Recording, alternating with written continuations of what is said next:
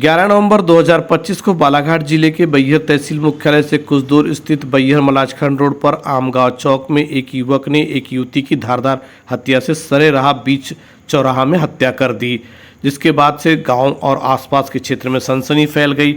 जानकारी मिली कि शीतल उर्फ रितु भंडारकर उम्र 22 वर्ष रोजाना की तरह आमगांव से बस का इंतजार करके बैहर जाने के लिए बस स्टैंड में खड़ी हुई थी। इसी दौरान मूलतः पांडुतला क्षेत्र के मोतीनाला, जो कि बैहर बालाघाट जिले के सीमावर्ती मंडला जिले में आता है, वहां का रहने वाला 25 वर्षीय रोशन सार्वे धारदार हथियार से लेकर आया और अचानक युवती शीतल उर्फ रितु पर हमला कर दिया।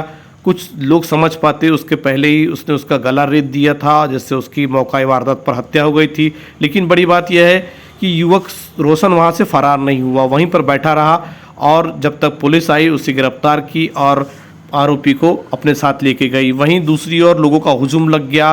देर शाम होते होते शीतल के शव को बैहर तहसील मुख्यालय थाने के सामने लाया गया और लोगों ने उग्र आंदोलन शुरू कर दिया।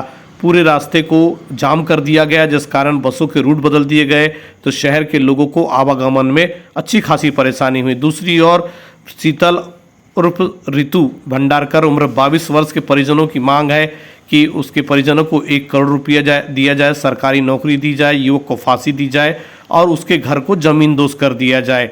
देखना अब यह है कि ये पूरा मामला किस तरह से तूल पकड़ता है, क्या प्रशासन कौन सी मांग पूरी करता है, क्योंकि जिस तरह से पूरा घटनाक्रम हुआ, ये जानकारी मिल रही है कि शीतल और रोशन दोनों एक दूसरे को बहुत पहले से जानते थे, लगभग 4 वर्ष पहले से जानते थे और इस दौरान उनके प्रेम प्रसंग की भी जानकारी सामने आ रही है। हालांकि हम इस बात की पुष्टि नहीं करते, लेकिन जनचर्चा यही है कि दोनों एक दूसरे को जानते थे और शायद बीच में उनकी अनबन हो गई थी और बातचीत बंद थी। इस कारण जो कि लव अफेयर के मामले में युवक ने इस तरह का कदम उठाया। युवक उस समय नशे की हालत में था और इस तरह का कदम उठाया।